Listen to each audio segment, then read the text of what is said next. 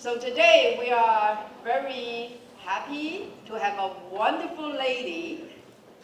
She's going to talk about image and impact St. Vincent and the Grenadines non-permanent seat on the United Nations Security Council 2020 to 2021.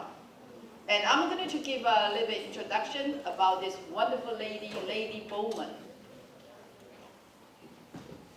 Ambassador Andrea Clare Bowman has been accredited as the first ambassador for the Embassy of St. Vincent and the Grenadines in Taiwan since August 2019.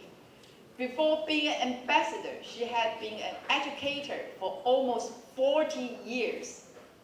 Ambassador Bowman was a lecturer in literature and community college and the English composition and medical school. She also worked as a headmistress for the girls' high school, 校长，女子高中的校长 in St. Vincent and the Grenadines Community College for 13 years. Ambassador Bowman has an academic background in education and literature. In 2015, she completed MP in comparative literature from Trinity College, Dublin. Actually, having there is an old but beautiful, beautiful university. Very beautiful. With a lot of prestigious study, research over there. It's a wonderful place. Ambassador Bowman also received training on transformational leadership from the Royal Institute of Public Administration, London, and teaching of dyslexic pupils from Barbados. 我查了一下 dyslexic pupils 是诵读困难的学生 So it's like somebody have a learning problem. Yeah.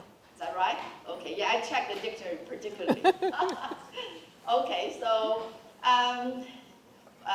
Bowman has been certified in the Organization of Eastern Caribbean States, course mediation from the University of the West Indies in 2018.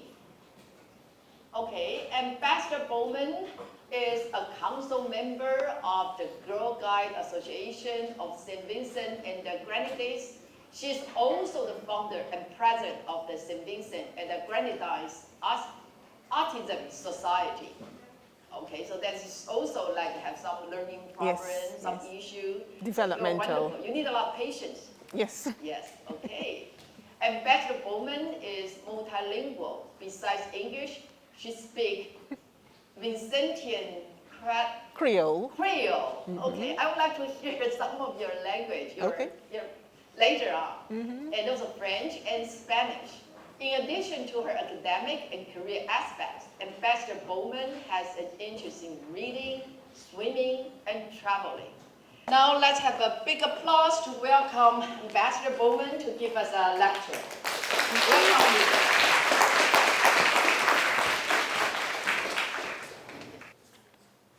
Good afternoon, everyone. Good afternoon. Thank you very much, Professor, for that comprehensive introduction. And thank you very much for inviting me and giving me this opportunity to present this afternoon. I'm not technologically savvy, so there's going to be some disjuncture between my dealing with this slide and reading. So kindly be patient with me.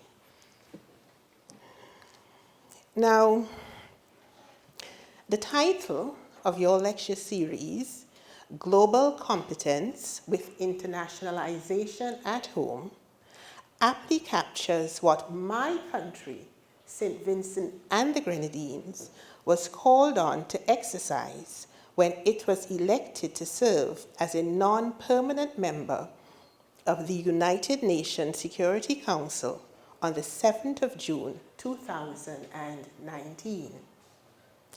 St. Vincent and the Grenadines' election to this seat, having garnered 185 of the 191 votes cast, made it the smallest country in the world ever to hold such a seat. This record-breaking feat catapulted our tiny country to global prominence. Thus, the image of St. Vincent and the Grenadines was subjected to scrutiny in the international arena. The topic of my lecture to you this afternoon is Image and Impact: St. Vincent and the Grenadines' non-permanent seat on the United Nations Security Council 2020 to 2021. This topic allows me to assess, to a limited extent, the image and later the impact of my country's performance as a member of the United Nations Security Council. In order to undertake this assessment, I will use the tools provided by the construct of global competence and the concepts associated with the extent or the degree of internationalization in my home country. A quick Google search for St. Vincent and the Grenadines will tell you that our beautiful multi-island country of 110,000 people, that's the sum total, 110,000 people, is made up of 32 islands and keys surrounded by azure tropical waters. We gained political independence from Britain in 1979, and our English-speaking multi-ethnic population treasures the principles of democracy enshrined in our Constitution. Our country's motto, printed on our coat of arms, is Pax et Justitia, peace and justice. Pax et Justitia is Latin. We hold parliamentary elections every 5 years, and since 2001, one political party, the Unity Labour Party, has held the reins of government. St. Vincent and the Grenadines' major income earners are agriculture and tourism, the green economy, and the blue economy. Our proud social democracy invites and cultivates investment partnerships with the many countries with whom we are aligned and have diplomatic relations. We have been an unbroken diplomatic ally of Taiwan's since 1981. We embraced Taiwan a mere 2 years after we gained our own independence in 1979. So how did this tiny country, with very restricted material resources, get to the place where we were able to win so many votes in the contested election for the United Nations Security Council seat? The contests for these seats are usually expensive, drawn out, politically fraught processes which take place every year. Yet, cash-strapped St. Vincent and the Grenadines was able to triumph in this process because of political will and determination, which are directly related to the degree of internationalization in our country.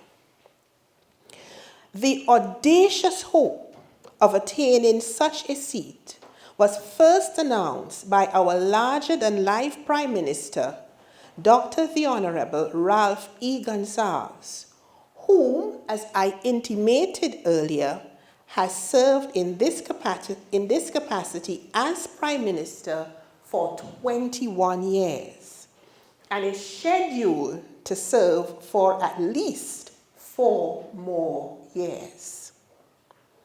Dr. Gonsalves never wavered in his determination that taking this seat would become a reality.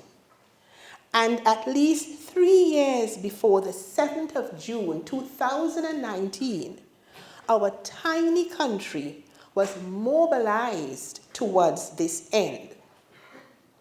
Our country's Ministry of Foreign Affairs, our permanent mission at the United Nations, our embassies throughout the world, and most importantly, our country's education and awareness of this high-level process on the road to the United Nations Security Council was set in train.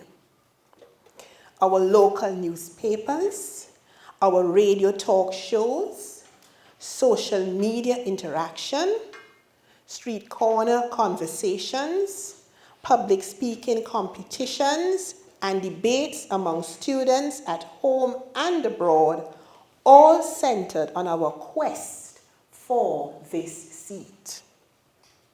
Naturally, every Vincentian was not in favor of this quest. Members of the main opposition party in St. Vincent and the Grenadines asked very loud and pointed questions about the purpose of attaining such a seat. Some opposition operatives even sought to petition the United Nations so as to ensure that St. Vincent and the Grenadines' bid did not become a reality.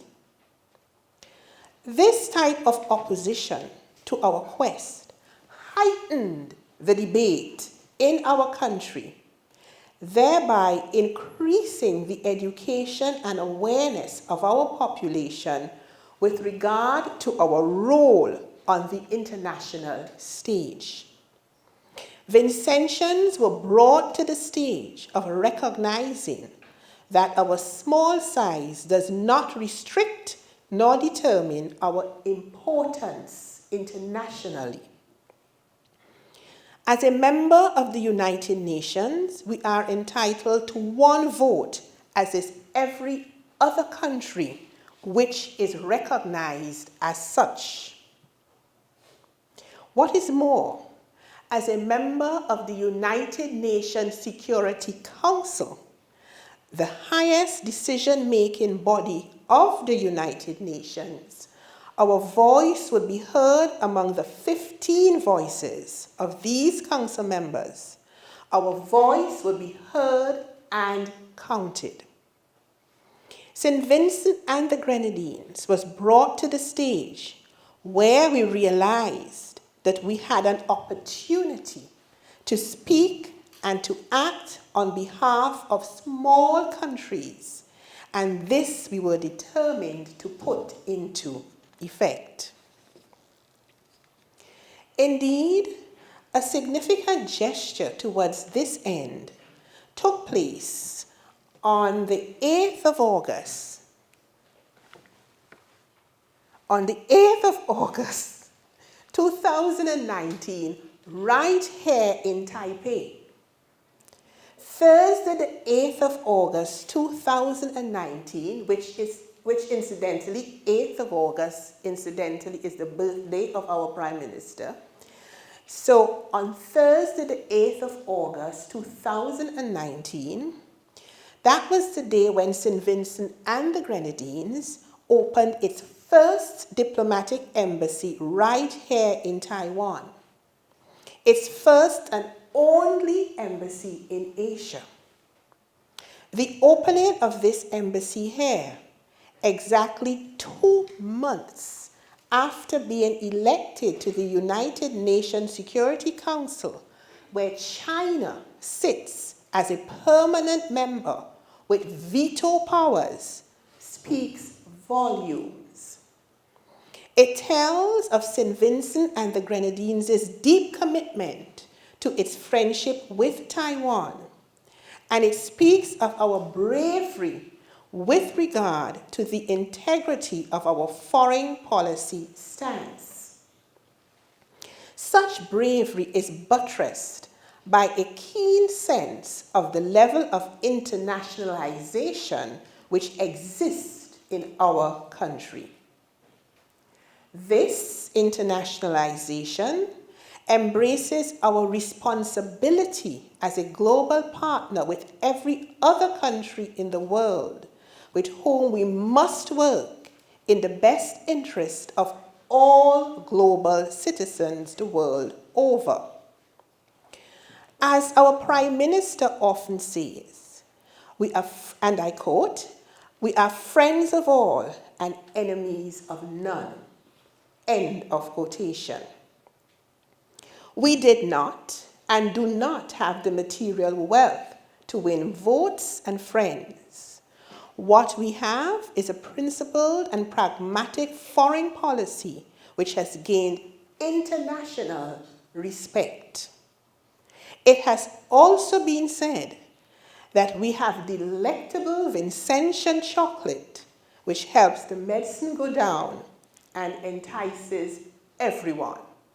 And in case you're wondering, we have samples at our embassy right here in Taipei. But how did the world see St. Vincent and the Grenadines during our 2-year sojourn on the United Nations Security Council? Indeed, how did we as Vincentians see ourselves during this period, which just ended in December 2021? What image did we project? 4 months prior to the actual assumption of our UN Security Council seat, our permanent mission at the United Nations issued, in part, the following statement, and I quote, "St. Vincent and the Grenadines is a small country that consistently punches above its weight in international affairs.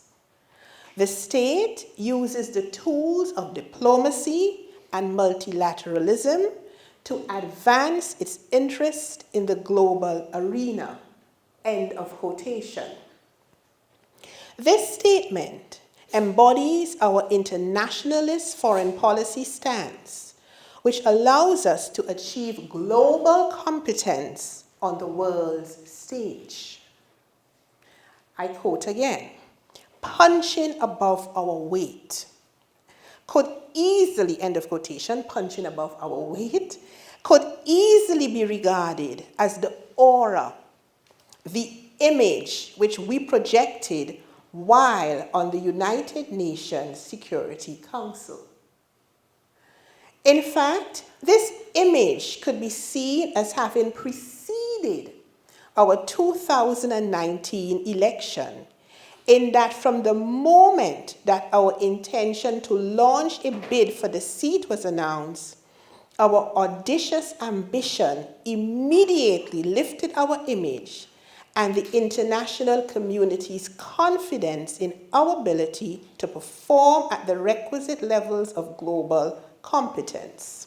For instance, on the 26th of July 2018, our permanent representative at the United Nations, Her Excellency Ambassador Inga Rhonda King, was elected to serve as the 74th President of ECOSOC, which is the Economic and Social Committee of the United Nations. The United Nations Economic and Social Council. At that time, Ambassador King was leading St. Vincent and the Grenadines' UNC bid, and after her highly successful tenure in this role as the president of ECOSOC, she transitioned smoothly to effect the clinching of our bid for the UNC seat. Were there any question as to the elevation of the regard with which St. Vincent and the Grenadines was now held? On the 23rd of October 2019, Ambassador King received the Spirit of the UN Award. She was the very first CARICOM permanent representative to receive this honor, which has been described as supporting and I quote, "the recognition and acceptance that spirituality and adherence to universal values are key factors in providing solutions to global concerns, both inside and outside of the United Nations." End of quotation. You would note that this award was conferred 4 months after our successful election. These offices, awards, and all of the work being done in preparation for the actual ascension or assumption of the seat in January 2020 were thoroughly captured and covered by the Vincentian, diasporic, regional, and international media. All of this was consistently covered by all media accessed by Vincentians. We, as Vincentians, were able to see and feel with pride the extent to which our country's image had been internationally elevated. Having secured this image, we needed to perform with global competence in this seat to which we had been elected. As I have stated before, the demonstration of global competence by a country like St. Vincent and the Grenadines requires a solid base of internationalization being expressed by the government and people of St. Vincent and the Grenadines. I have presented to you the extent of our country's internationalization. Our demonstration of global competence determined the impact of our tenure on the United Nations Security Council. Global competence demands the practice and application of knowledge, skills, attitudes, and values being directed towards the treatment of intercultural issues and situations which affect all people and have deep implications for current and future generations. The practice of global competence specifically supports the attainment of the United Nations 17 Sustainable Development Goals. And as such, this practice is imperative for the effective functioning of all bodies of the United Nations, and in particular, the United Nations Security Council. St. Vincent and the Grenadines' impact on the United Nations Security Council must be seen through the lens of its global competence.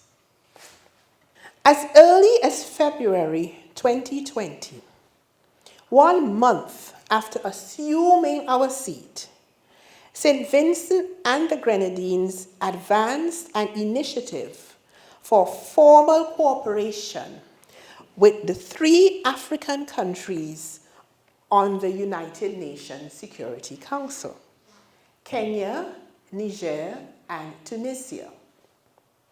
This initiative on our part resulted in the formulation of the A3+1, which is a body within the United Nations Security Council designed to place a much-needed spotlight on African issues.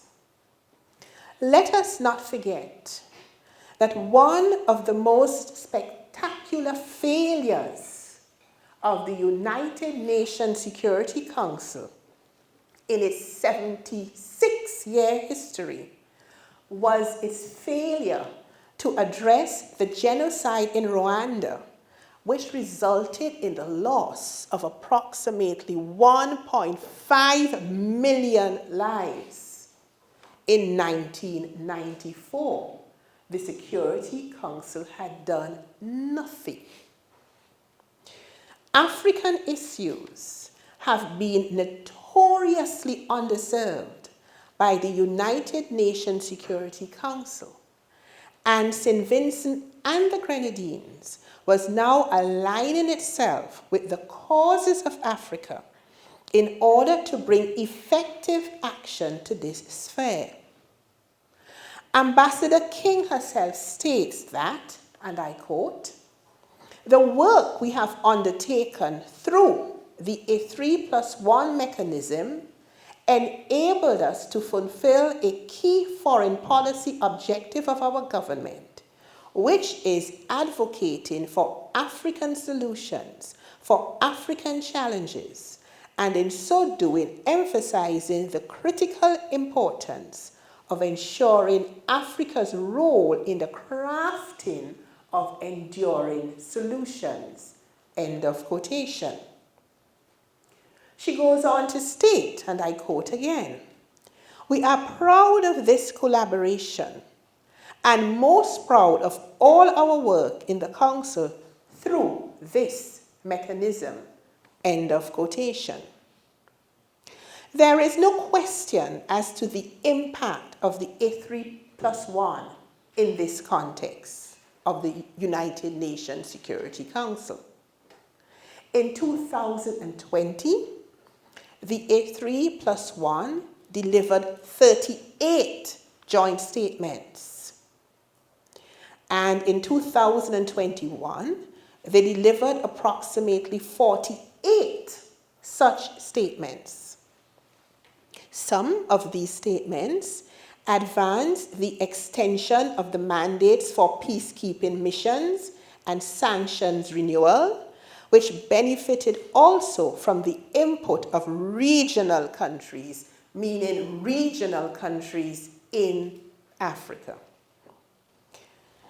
Therefore, the A3+1 adopted a common approach to matters that affected both the African continent and the Caribbean files at the United Nations Security Council. These joint efforts also include our coordination with the 3 African countries on the peace process in Haiti and Colombia, both members of our African diaspora. Afghanistan was also added to our country's collaborative efforts at a later point. Ambassador King's role in this regard did not go unnoticed, and in July 2021, Kenya's President Uhuru Kenyatta conferred on Her Excellency Ambassador King the award of Kenya's Chief in the First Class of the Order of the Burning Spear for exemplary public service, which in this case is global service. Thus, an excellent demonstration of global competence was indeed effected by Ambassador King. On the 1st of November, 2020, after having served for 10 months, St. Vincent and the Grenadines assumed the presidency of the United Nations Security Council. Assumed the presidency of the United Nations Security Council, thereby becoming the smallest state ever to lead this body. Our country served in this presidential capacity for 1 month, during which time the issues of climate change, sustainable development, and small state exceptionalism were moved to center stage on the UNSC's agenda. At this time, we also used our voice to advocate for Taiwan's return to the crucial bodies of the United Nations, in particular, the WHA and the WHO by extension. Our records at the United Nations General Assembly and as a member of the Security Council show that we have stoutly advanced the cause of Taiwan, our treasured friend and ally. In 2018, our statement in this regard read as follows, and I quote, "Our pragmatism affords us the opportunity to see the world as it is, unencumbered by historical or ideological blinders. The United Nations, which justly counts states with populations as small as 10,000 people among its members, somehow continues to remain blind to the 23 million residents of Taiwan. There is simply no principled basis to deny Taiwan the right to participate in the work of the specialized agencies of the United Nations." End of quotation. This statement was followed in 2019 in this manner, and I quote again, "Some of our allies, such as Taiwan, have been exemplary in offering their perspectives and support to our development aspirations, and have proved time and time again that they are more than deserving of a meaningful role in the specialized agencies and bodies of the United Nations. Indeed, South-South cooperation is moving increasingly from the periphery to center stage of the global political economy to the benefit of small island development states such as St. Vincent and the Grenadines." End of quotation. While on the United Nations Security Council, we also seized the opportunity to chair Yemen's Sanctions Committee as a deft and impartial chair. We also chaired the informal working group on documentation and other procedural matters. During the tenure of our chairmanship, 5 presidential notes were adopted which reaffirmed the Security Council's commitment to 1. Better familiarize newly elected members with the work of the Council and its subsidiary bodies. 2. Prioritize multilingualism at all times. 3.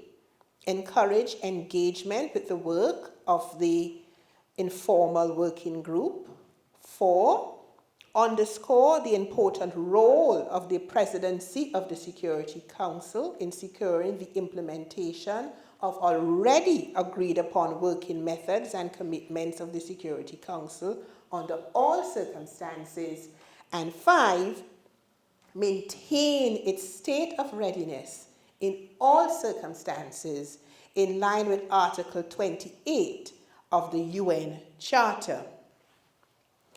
Incidentally, from the 17th to the 19th of January 2020, our capital city, Kingstown, had the honor of being the venue for an informal retreat on working methods held by the United Nations Security Council. This august body actually visited our tiny St. Vincent and the Grenadines. In the final analysis, the record of the impact of St. Vincent and the Grenadines' tenure on the United Nations Security Council, seen through the lens of global competence, is one of which we are reasonably proud. The United Nations Security Council, while being tremendously weakened by its very structure, continues to be more than a figurehead for the aspirations and accomplishments of peace, security, and material well-being to which every global citizen is entitled.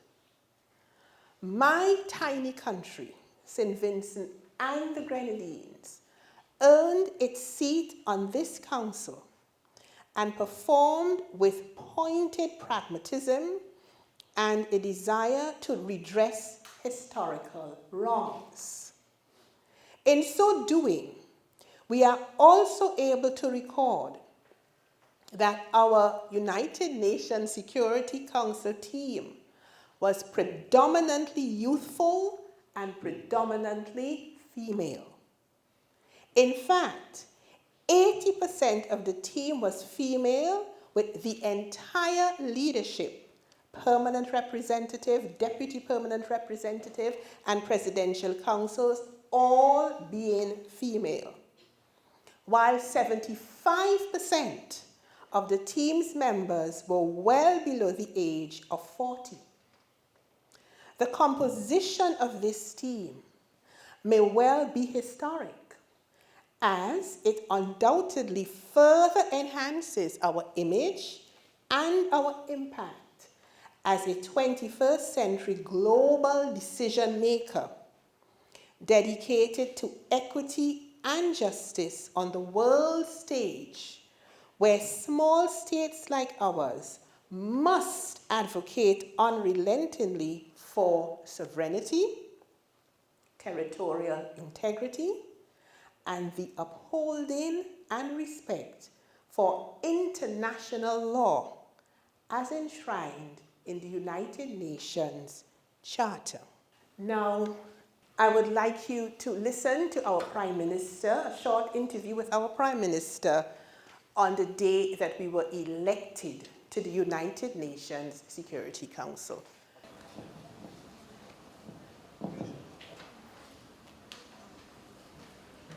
Good afternoon. My name is Ralph Gonzalez. I'm the Prime Minister of St. Vincent and the Grenadines. We were just elected as a non-permanent member of the Security Council for the GRULAC region, the Group of Latin America and the Caribbean. We had a contested election. The great country of El Salvador contested against us. We received 185 votes. They received 6 votes. There were 2 abstentions. I want first of all to congratulate all the members of the United Nations, those from the Group of Latin America and Caribbean countries, those from Africa, Asia Pacific, Western Europe and others, and Eastern Europe. I want to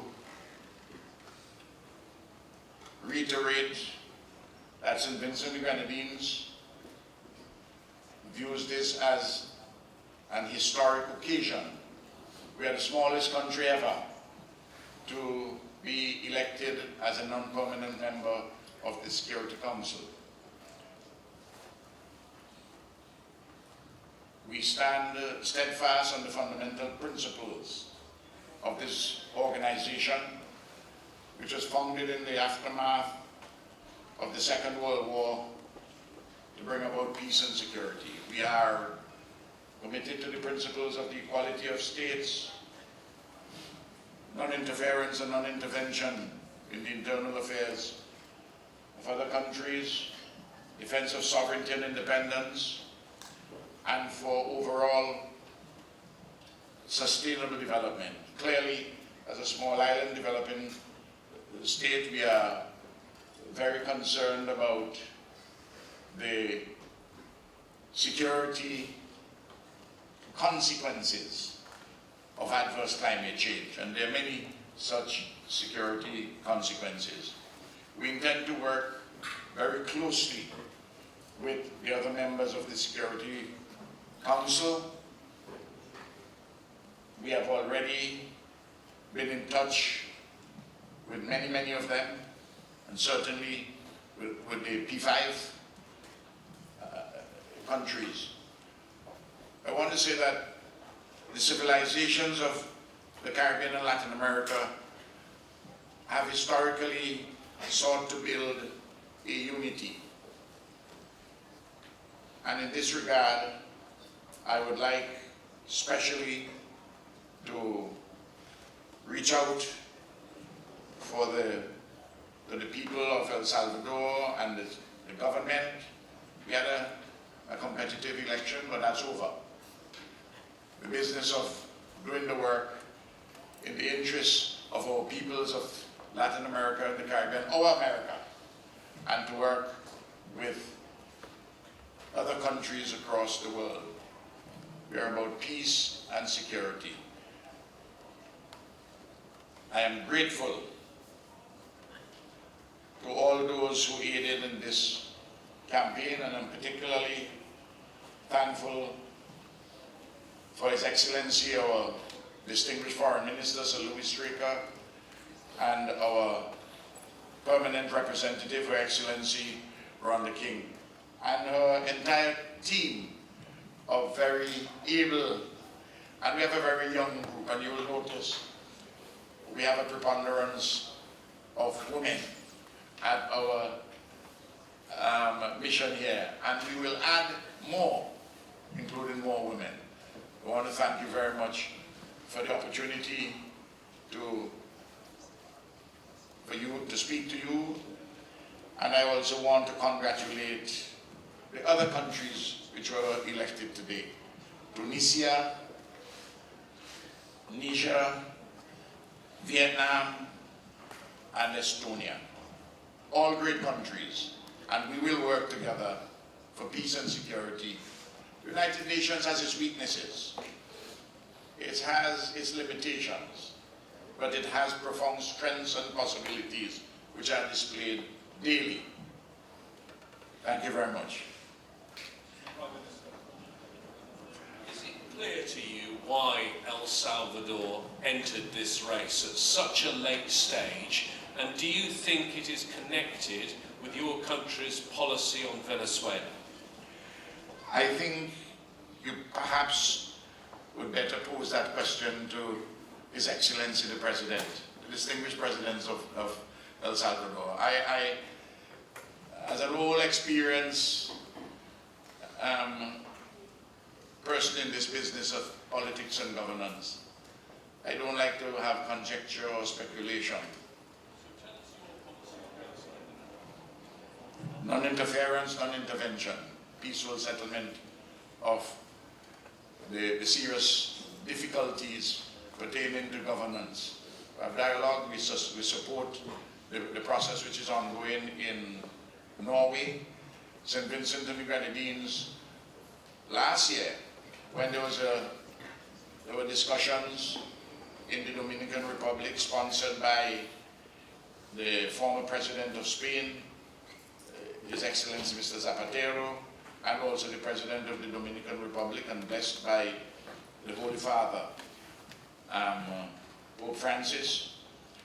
We were selected as one of the 6 facilitators in that process. So we have a history of that. CARICOM has a position on this matter for dialogue and peaceful settlement of this problem,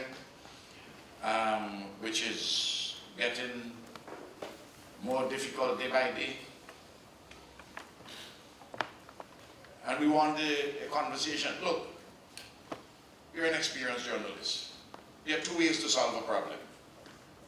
Either through violence or through peace. When I'm a Catholic, when I go to church and the priest says, give the sign of peace. If I give you the sign of peace and you fold your hands, I keep the peace and you keep the opposite of peace, which is war. I want us to hold our hands, give each other the sign of peace. Let us talk and solve this problem. It is not beyond us. Thank you very much. Thank you.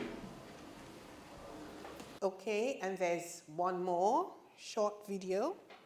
And at the United Nations today, nations voted 141 to 5 to condemn Putin's invasion.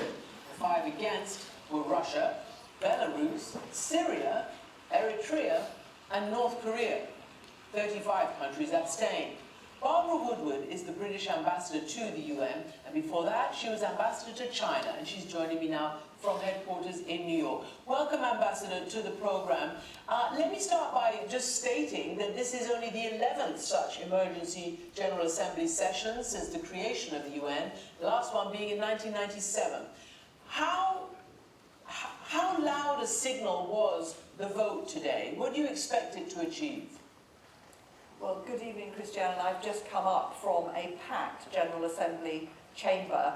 It was a historic vote this evening, as you say, for two reasons. The first, we haven't had a vote like this in 40 years here at the UN, an emergency special session of the General Assembly.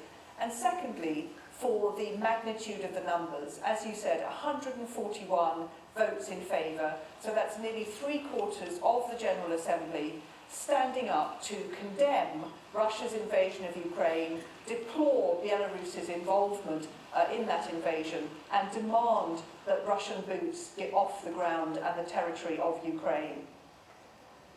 Do you think that it's obviously non-binding, as you said, what actually really can be done at the UN? It is a signal, certainly, to Russia, which likes to, often likes to sort of wrap itself up in international legitimacy. What actually would it mean in the real world? I think in the real world, Christiane, first of all, it shows Russia just how isolated they are internationally, in the company of only 4 other countries out of a totality of the UN membership. And the second thing it does, it reinforces everything that we have been doing on the economic sanctions front in support to Ukraine, humanitarian aid.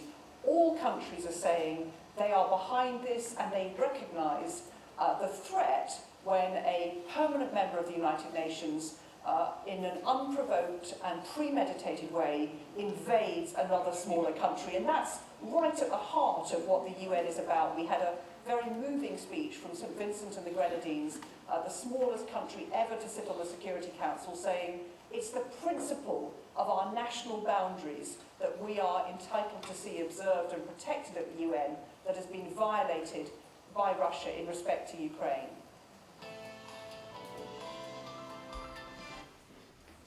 Okay, thank you very much.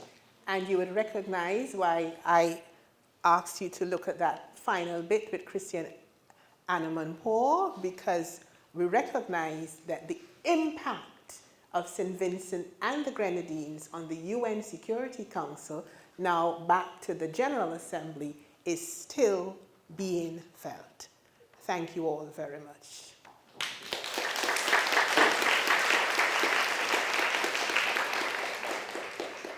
Okay, now we'll take questions from the students. And so if any students here, you want to ask your question in person, you have the privilege to do so.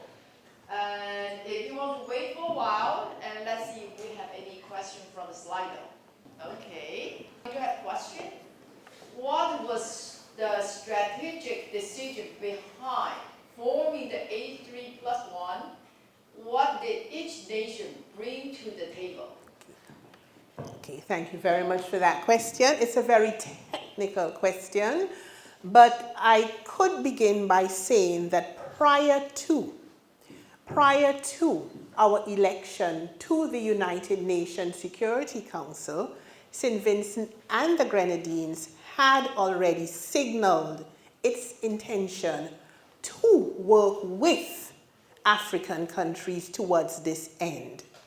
Now, the various details as to exactly what forms of negotiations took place, I'm not privy to that, and even if I were, the point is, but the overarching perspective is, as I said to you, there has been a traditional and pointed neglect of African issues by the United Nations Security Council, and St. Vincent and the Grenadines saw right away that this is an area where it needed to redress that historical wrong. Now the question also asks, what did each nation bring to the table? Again, I'm sorry, I cannot provide an answer to those specifics, but suffice it to say there was a united focus of the need to have the interests of these previously neglected countries placed on center table for redress and address. I see. Okay. Is the A3+1 still standing today, or was it is a temporary alliance? No, it's a permanent alliance. It is still very much in operation.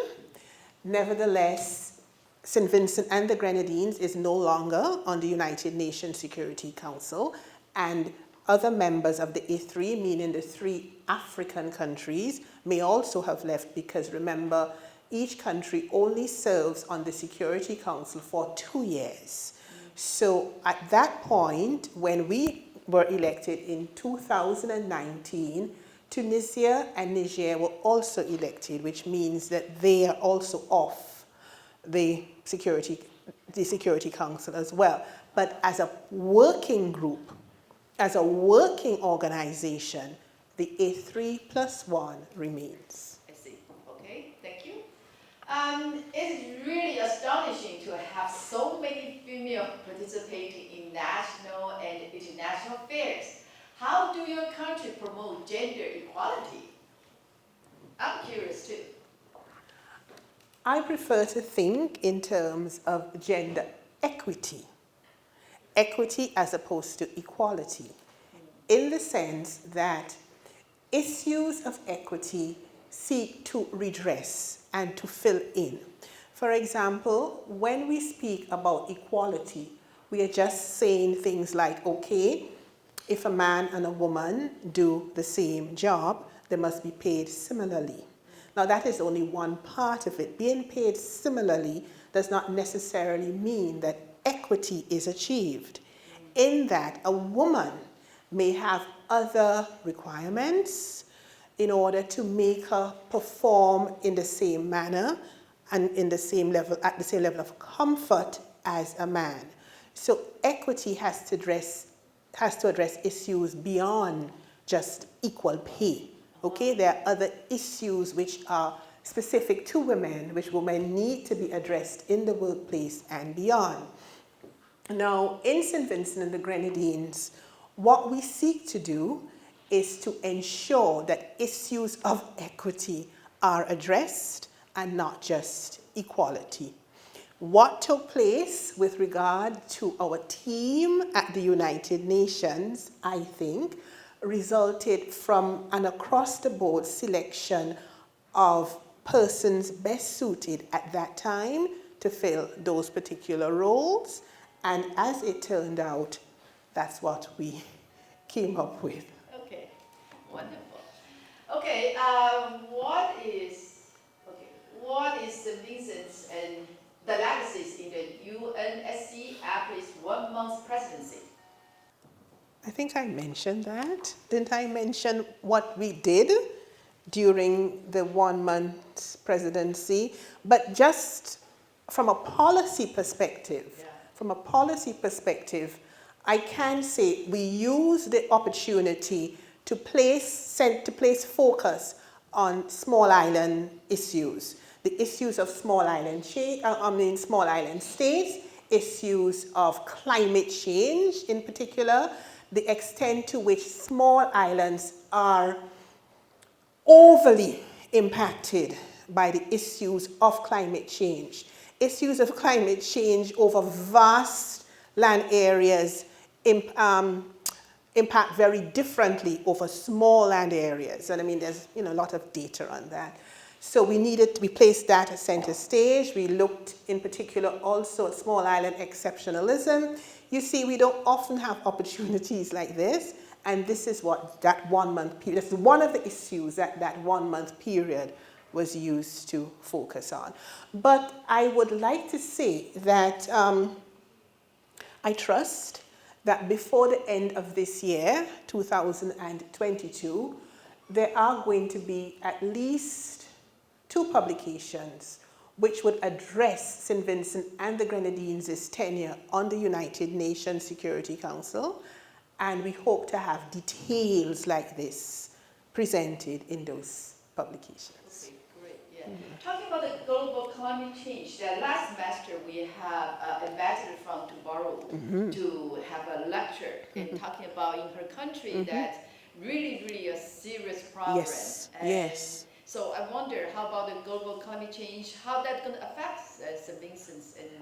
As we know, Yeah. as it's typical of small islands, we lose our course very easily, Yeah. very easily. That's where we have to begin. A country's history begins at its course, you know, and we lose that in the blink of an eye, okay? This does not relate directly to climate change, but just about a year ago in April 2021, we had about 32 explosive eruptions of our La Soufrière volcano, and that devastated our mainland in particular. When I say the mainland, I mean St. Vincent, because as I pointed out to you, St. Vincent is made up of 32 islands and keys. Our main island is St. Vincent, and our country was covered in ash, okay? Now, when I say covered in ash, you need to see it to really understand what I'm talking about. You would have a flyover or any picture of St. Vincent during that time, and it was grey. The entire island was simply grey. Foliage, everything, just grey, okay? And this didn't last for 1 day, 2 days, or 3 days. It went on for quite some time, okay? And then following this, you had the rainfall, you had the heavy rains, you had storms, and we ended up with what are lahars. Now, what lahars do is heavy, you know, batches of water which bring down debris, bring down all the ash, bring down all the various landforms that are, you know, rocks and what have you, that have been displaced by the rain and so on, and they form whole new pathways throughout. So the landscape of St. Vincent is actually changed as a result of the lahars. So it is the lahars bringing down all the stuff that was displaced by the volcanic eruptions and changing the landscape of St. Vincent and the Grenadines. And when you don't have much land space to begin with, something that may be little in a bigger country is enormous in our small space, okay? So as I say, the way small islands are affected, you know, you have to look at it as being far more intense than when you have a larger landmass. Yeah. Okay. Which is the hidden gem of your country that only the locals know about? Our warmth. Our warmth. Since we are particularly well known for our warmth and our sunny disposition, as is represented on our flag. You see the golden aspect of our flag. It doesn't only represent our sunshine, it represents our warmth. Okay. Okay, great, thank you. Could you educate us on how environmental challenges affect a nation's development, peace, and security? To a certain extent, I answered that, in that environmental challenges in small islands are far more intense. They multiply, you know, much more quickly. For example, let me take one environmental challenge. Hurricanes. You know, it does not take much to close down the whole island. It does not take much to, okay, just recently there was an earthquake in one part of Taiwan. When there is an earthquake in St. Vincent and the Grenadines, there is an earthquake in St. Vincent and the Grenadines. Do you understand? So there is no restricted impact or what have you. Now, even with the eruption of our volcano, the areas immediately surrounding the volcano were referred to as the red zone. And then there was a grading down as you got further and further away from the volcano. So you had the red zone, followed by the orange zone, followed by the yellow zone, and you had a grading down, meaning the degree of impact reduced as you got further and further away from the volcano. Yeah.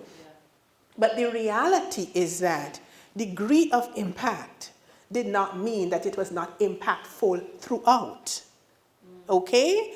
So I'm just not finding the sufficiently specific examples to tell you, but the point is that impact on small island states, impact in my country is intense.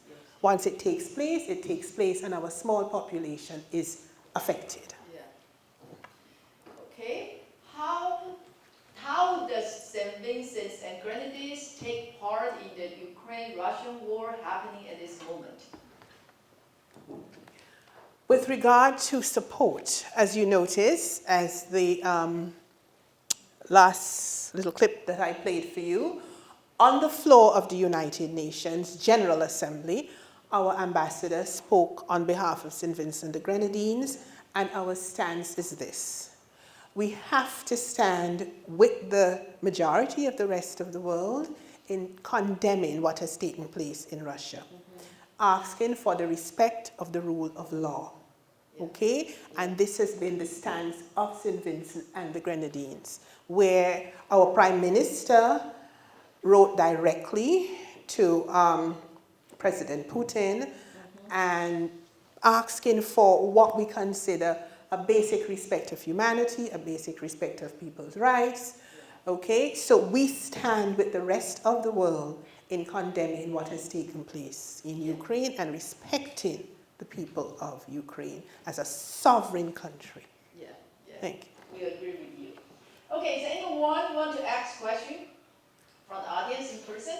Please raise your hand and tell us your name and department. Okay, yes, please. We'll have the microphone here, and in the middle with the white shirt.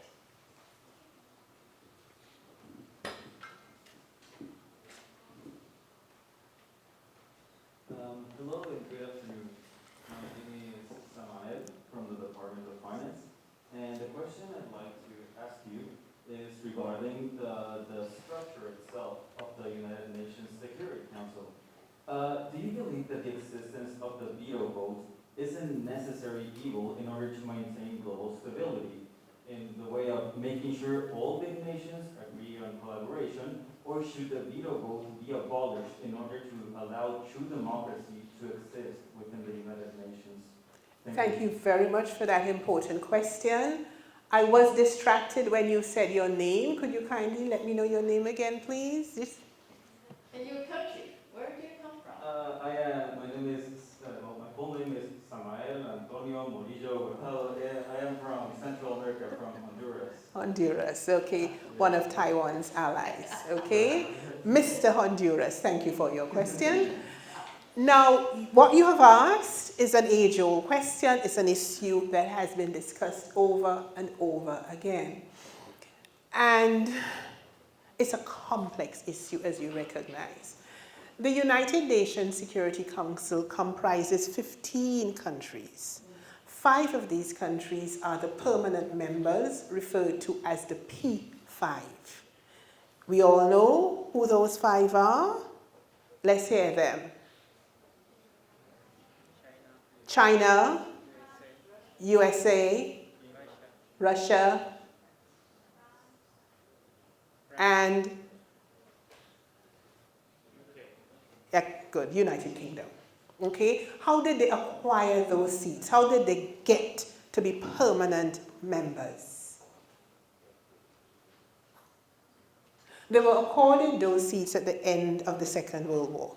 Okay, at the formation, okay, of the United Nations. And then I think it was the United States that, well, what happened with China and Japan? It's a bit complex. Let me just leave it at that. Okay, it's a bit complex.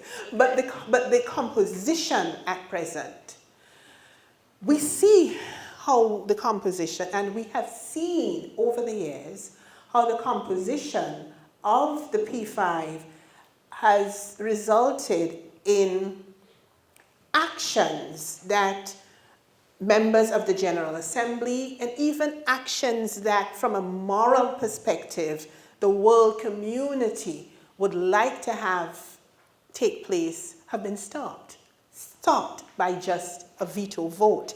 As I mentioned to you earlier, when St. Vincent and the Grenadines opened its embassy here in 2019, we are very cognizant, obviously, of the relationship between China and Taiwan, and we are also very cognizant of St. Vincent and the Grenadines' vulnerability as a member of the Security Council, having to work with China, and China's having a veto. So think of this. St. Vincent and the Grenadines on the Security Council can put forward certain agenda items, could put forward certain concepts, certain actions to be worked on. And if China is displeased with St. Vincent and the Grenadines as a result of our relationship with Taiwan, what becomes of that initiative of St. Vincent and the Grenadines? It's simply vetoed. Nevertheless, St. Vincent and the Grenadines, as I said, on the basis of principle and on the basis of a belief in its moral stance with regard to Taiwan, decided to concretize its relationship with Taiwan by opening its embassy at that time, in the face of possible repercussions from China. Clearly, Mr. Honduras, the veto power is a source of, what could we say, hindrance, encumbrance, and it is because of the veto power of these permanent members that a number of calls have been made, a number of studies have been put forward to suggest the restructuring of the P5, a restructuring of the entire power base and the power structure of the P5. The P5, they are the ones who have the ultimate authority where the big matters are concerned, okay? And it only takes one member to say no, and everything gets stopped in its tracks, okay? So yes, it is quite a hindrance, and things would have to change. In order for the United Nations, not just the United Nations Security Council, but for the United Nations to operate and function on the basis of its charter, the permanent representatives, the powers of the permanent representatives have to be reconsidered. Okay, any question from the students, from the audience here? Okay, if not, we will look at the Slidos. Oh, sorry, just a minute. Sure. I'm prepared to answer any questions on St. Vincent and the Grenadines, questions that don't necessarily have to come from my speech, okay? Because remember, I am right now St. Vincent and the Grenadines. Okay. So, okay, this question will be about St. Vincent and Grenadines. Thank you for the speech. I'm curious about St. Vincent and the Grenadines relationship with Taiwan, for example, to current agenda in planning, etc. Our agenda with regard to Taiwan is one of friendship, consistent friendship. We have been an unbroken ally of Taiwan's since 1981. As I said last year, we celebrated our 40th anniversary, unbroken with Taiwan. Our agenda where Taiwan is concerned is our dedication and loyalty to the cause of Taiwan. Taiwan, more than anything else right now, is struggling to have itself legitimately recognized by the World Health Organization and other international bodies where Taiwan ought to be represented, particularly the bodies with regard to climate change, the body with climate matters, bodies with regard to aviation matters. Those are crucial to Taiwan's place in the world community. St. Vincent and the Grenadines dedicates a great deal of its time and its energy towards furthering these issues of and for Taiwan.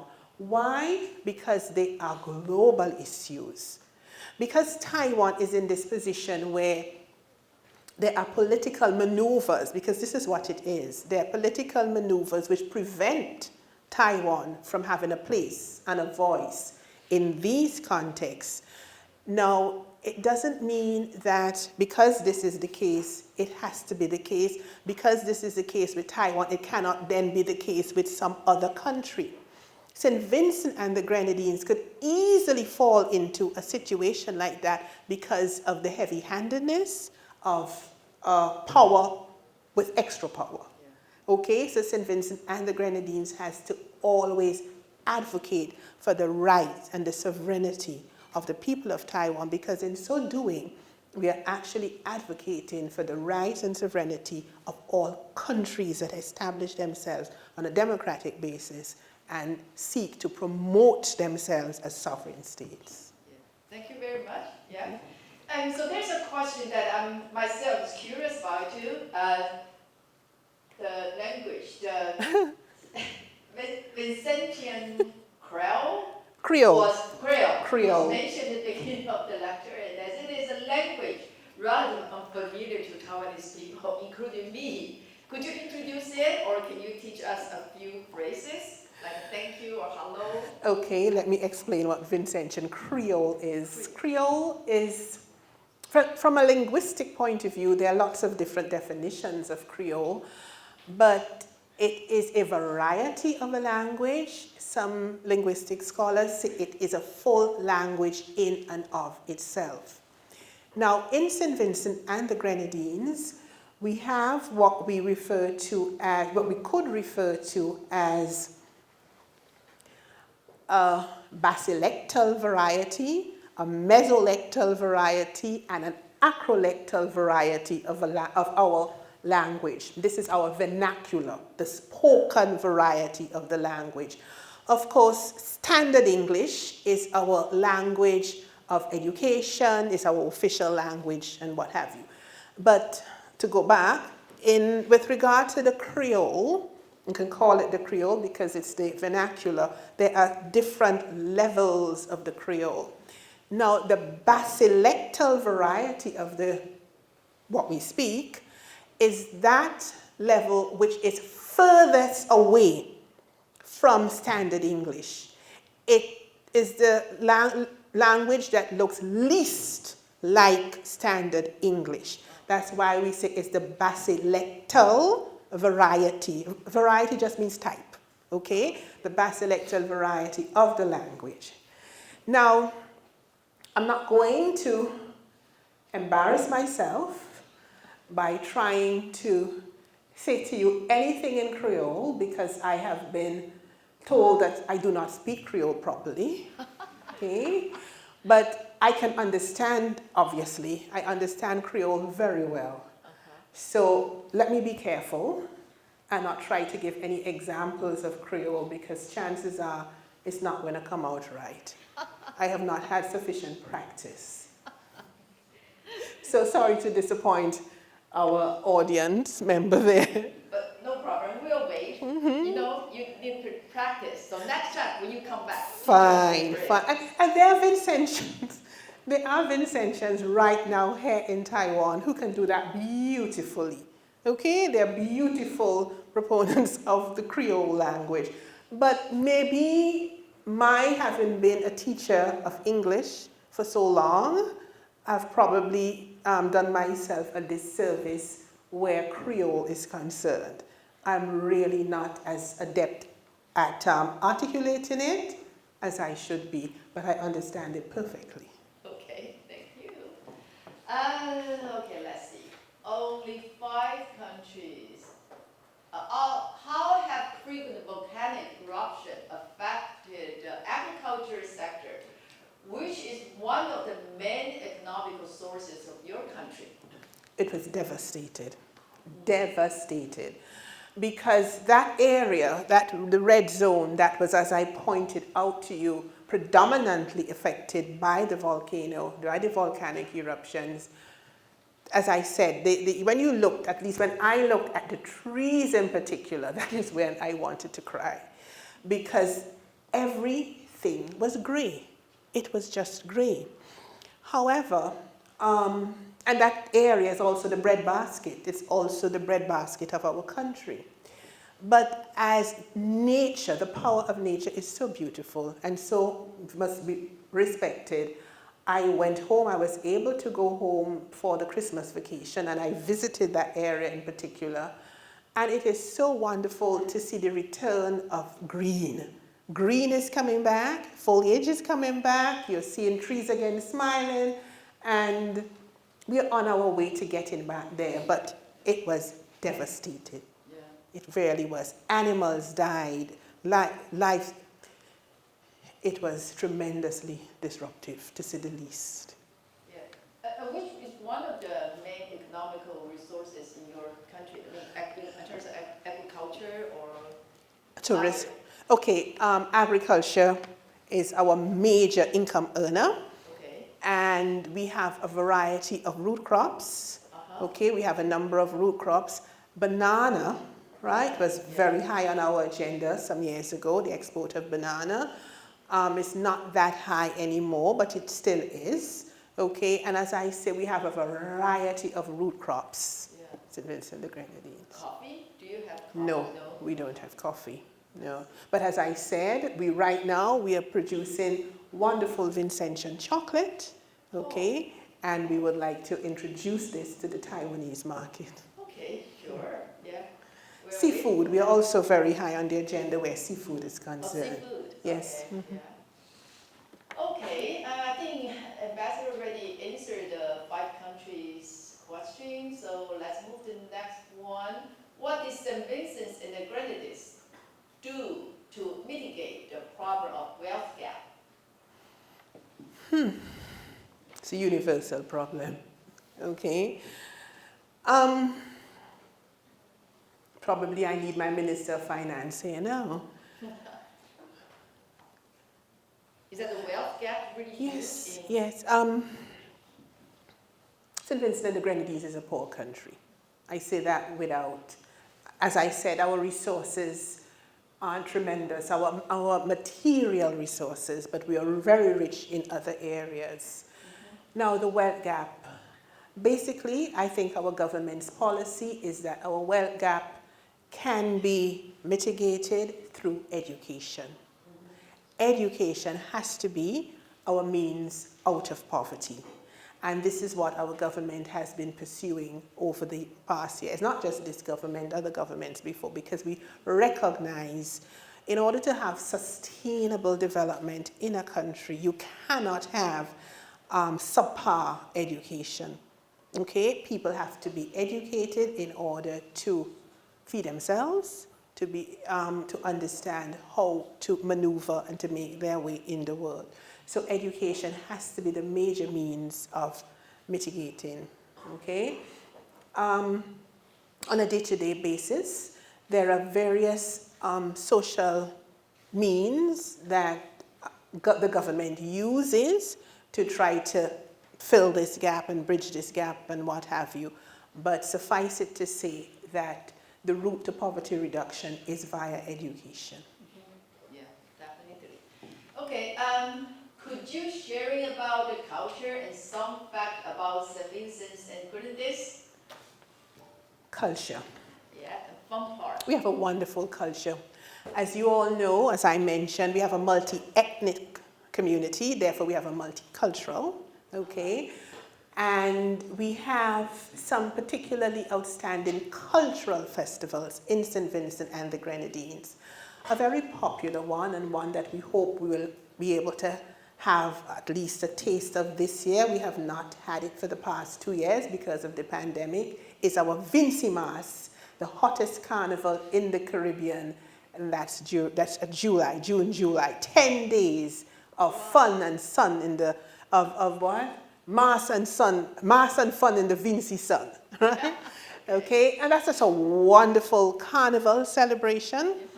And I love it. I enjoy it very much. That's one of our big cultural expressions. But we also have, what is unique to us is our 9-morning celebration, which takes place at 9 days before Christmas, 9 days before the 25th of December, where every morning people get out of their beds between 2 and 6 o'clock, and they take part in various cultural activities in their communities or in the capital, Kingstown. Cultural activities, all the old-time cultural interactions that they would have, you know, singing and games and drama and dancing and various athletic feats and different things like that. This is from about 2 o'clock to 6 o'clock in the morning, 9 days before Christmas. That's called 9 mornings. That is unique to St. Vincent and the Grenadines. Okay? We also have the Easter Regatta in the Grenadines, where we have lots of sailing competitions, boating competitions, and so on. Things along those lines. Okay, so the major religion is Catholic.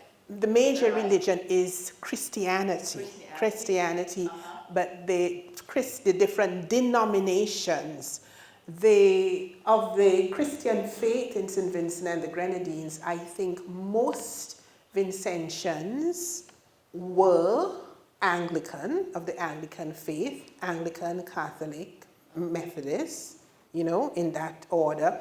But somehow I feel today that maybe the evangelicals probably number more, you know, in the Christian faith in St. Vincent and the Grenadines. I could be wrong, but I have that sense. I see.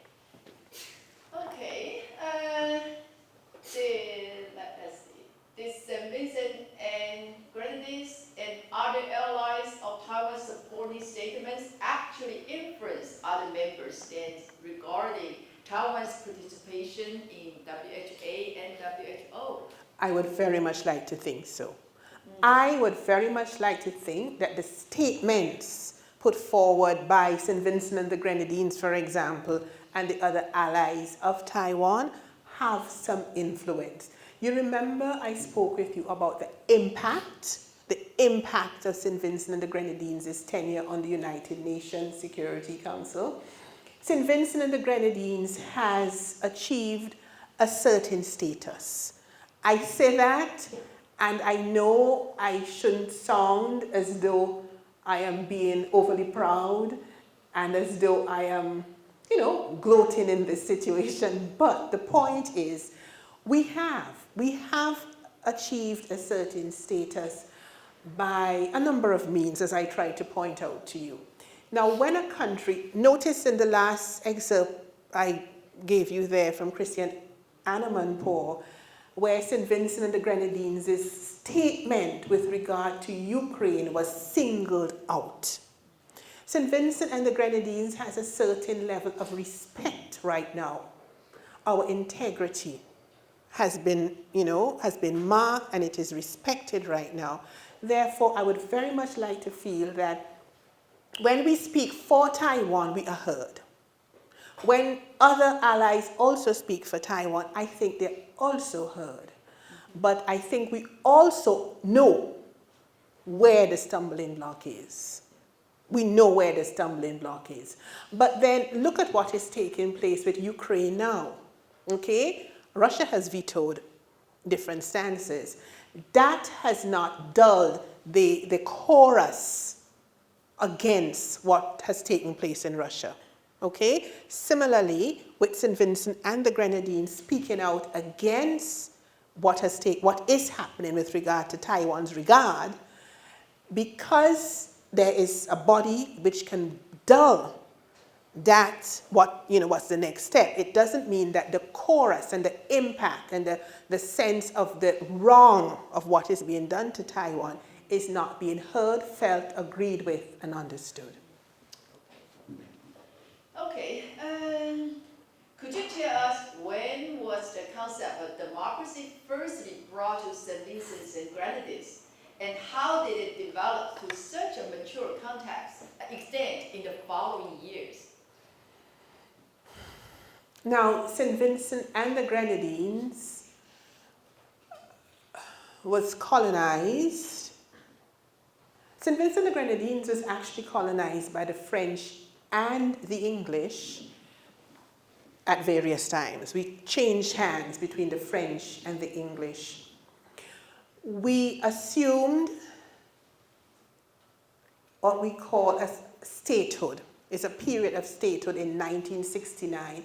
In that period of statehood, we were not yet independent. In the period of statehood, we were not responsible for our external affairs. Okay, we were only responsible for our internal affairs.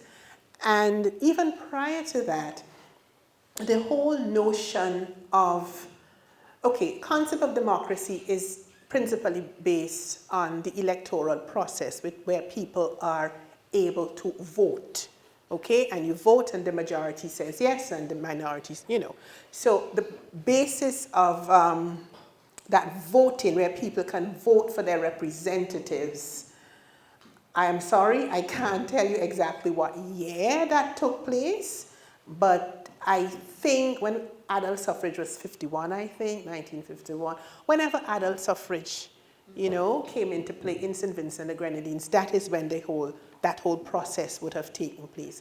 So then St. Vincent and the Grenadines has been part of the democratic process of governance of its country, I would say, since the 1950s or maybe the 40s, and historians are going to be looking at me, Vincentian historians are going to be looking at me now. I'm going to be very upset with me for not being able to give you the specifics. Suffice it to say that it has been with us for a very long time, okay? And it is understood and cherished. We have elections every 5 years, and the basis of that is that, you know, the group, the party is another concept, the group which gets the most votes gets to be the party that's in government, that forms the government, sorry.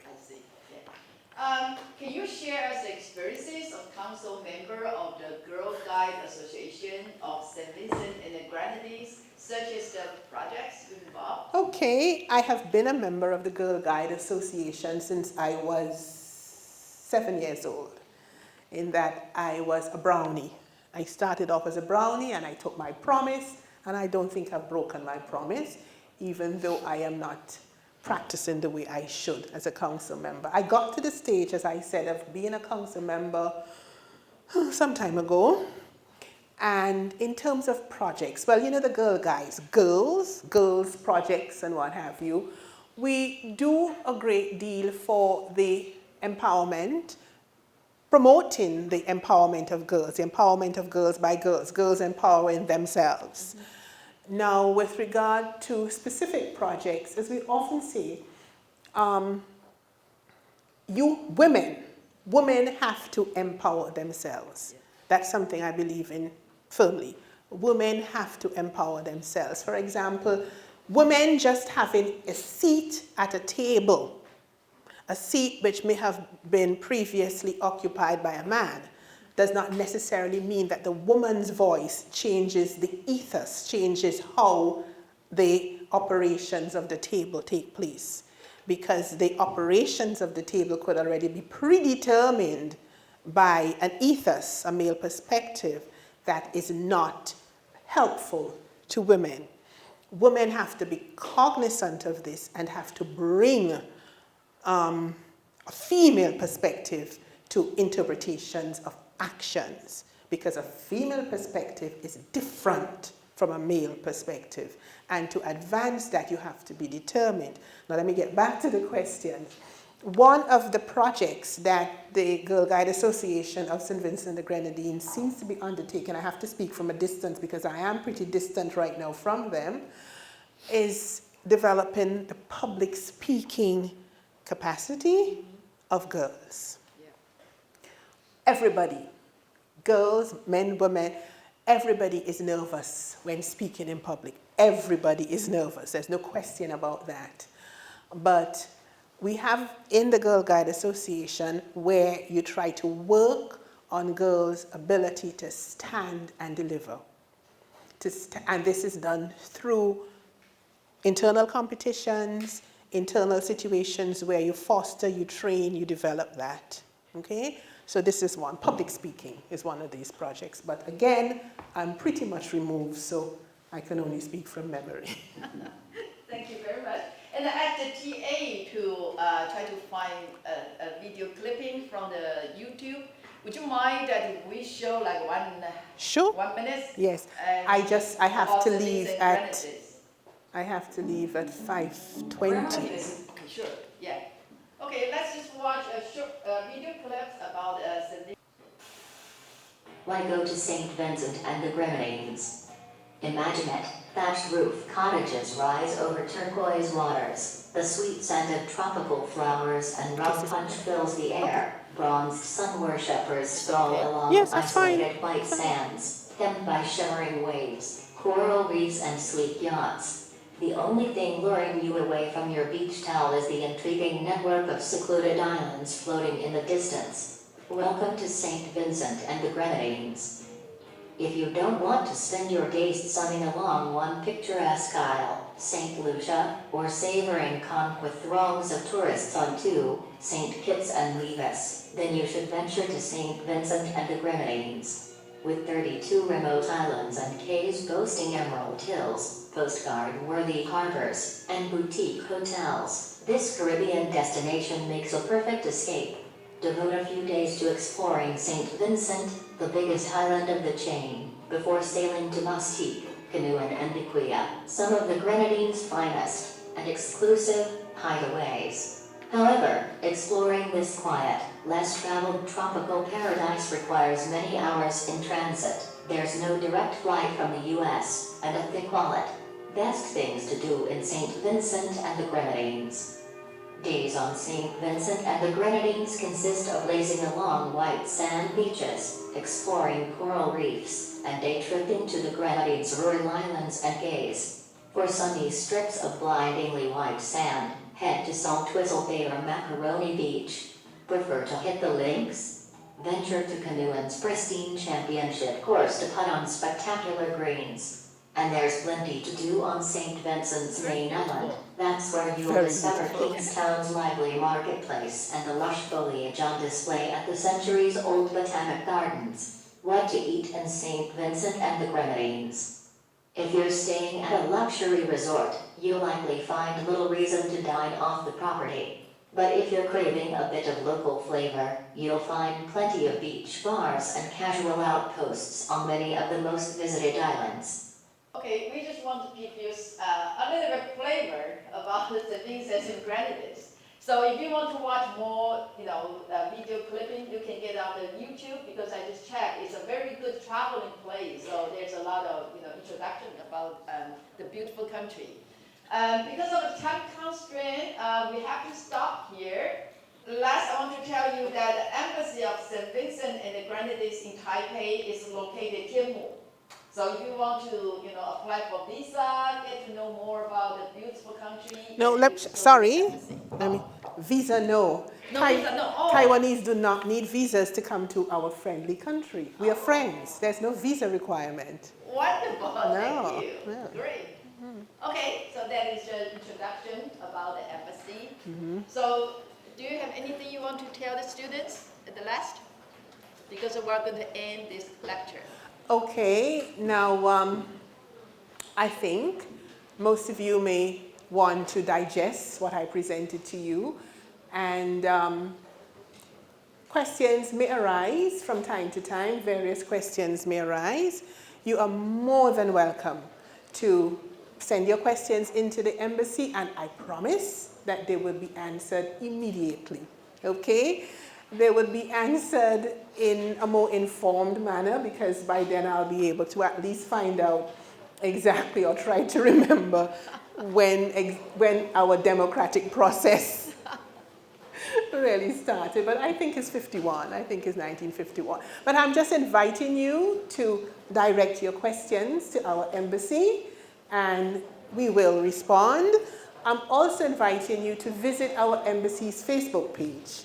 We have a very active Facebook page. We have a very active Instagram page. Okay? So visit us and like and comment. Okay? Thank you very much. Thank you very much. Yes, please applause. We learned a lot from you. Thank you so much.